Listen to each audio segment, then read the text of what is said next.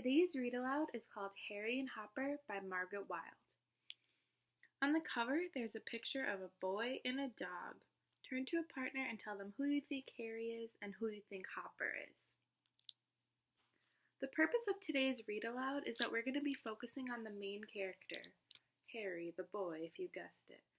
I want us to be able to talk about Harry's experiences and how his experiences relate to what's happening in the story. Now, this story may make you feel sad or confused, and that's okay. This book talks about grief. Does anyone want to share what they think grief is? Now, everyone write down one prediction you have about the story in your reading journal. We're going to look back at these predictions later, so make sure to keep them in mind when we're going through the story. What do you see on the cover that could tell you anything about the characters? Raise your hand and describe the boy based on only the cover.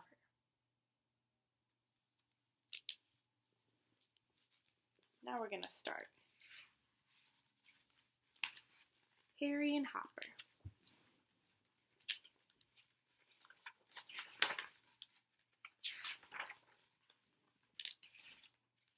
When the puppy came to live with Harry and Dad, he was as jumpy as a grasshopper.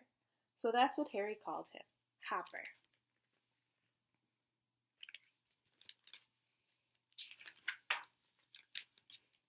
Harry taught him how to sit, how to stay, how to catch a ball, how to fetch the leash, how to wrestle. As Hopper grew older, he helped Harry with his homework, and Harry helped him run away from his weekly bath.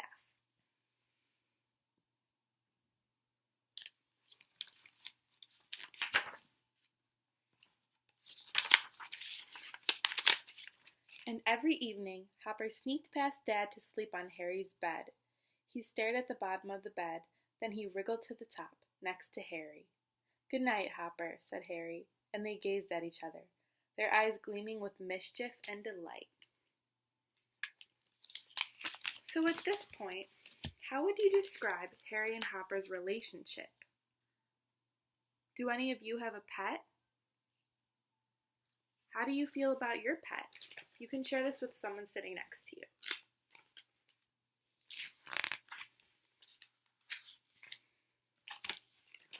But one afternoon, when Harry came home from school, there was no Hopper waiting by the gate. No glad yelping, no loving lick of the tongue.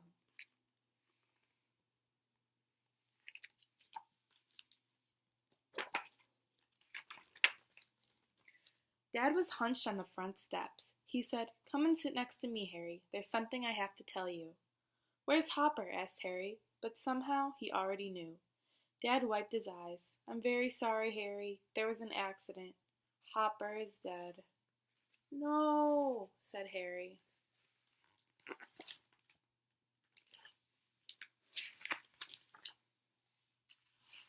He trudged into the house, dumped his bag, and turned on the TV.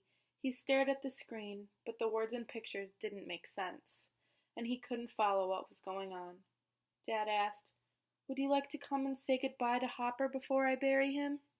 "No," said Harry, and he turned up the TV louder.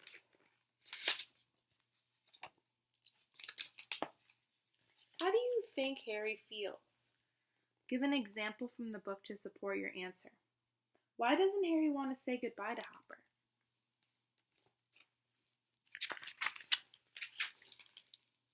That night, Harry didn't want to sleep in his room. Never again would Hopper wriggle from the bottom of the bed to the top, so Dad made up a bed on the sofa and left the small lamp on. Harry lay curled up, longing for the feel of Hopper, the smell of Hopper, the bark of Hopper. In the morning, Dad said, "If you like, you can stay home from school today." But Harry shook his head and went to school as usual. He didn't tell anyone, not even his friends, about Hopper. Why do you think Harry doesn't tell his friends about Hopper? Look at this picture and think about what you see and how it makes you feel. Again, he slept on the sofa that night. In the middle of the night, something woke him. He turned over, and there, leaping out the window, was a dog as jumpy as a grasshopper. Harry sprang off the sofa and ran to the back of the door. He flung it open. "Hopper!" he cried. "You've come back!" Hopper jumped and licked his ear. Harry hugged the solid, warm little body. Now, is Hopper really back? Why do you think Harry can see and feel Hopper? The two of them played in the moonlight, running, wrestling, shouting, barking. When Harry woke up, he wondered if it had been a dream. He couldn't remember going back to bed, but he could still remember how alive and real Hopper had felt. He couldn't wait for the next night to come. And Hopper was there again, leaping in the window, but he wasn't quite as solid or quite as warm. He and Harry played with the ball and with sticks.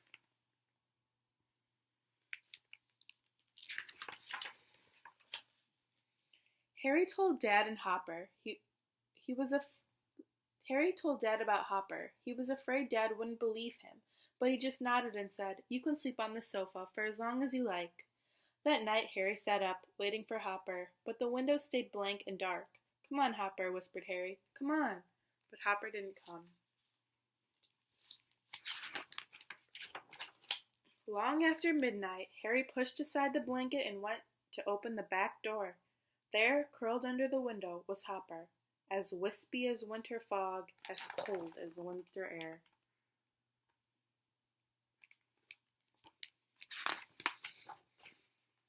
Harry picked him up and took him into the house, into his bedroom. Hopper was too weak to wriggle from the bottom to the bed to the top, so Harry set him on the pillow. Hopper's eyes glimmered with mischief and delight. The two of them lay close, heads together. "Goodbye, Hopper," said Harry softly.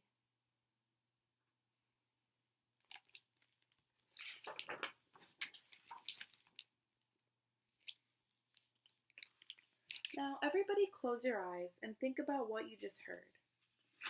What does Harry experience, and why?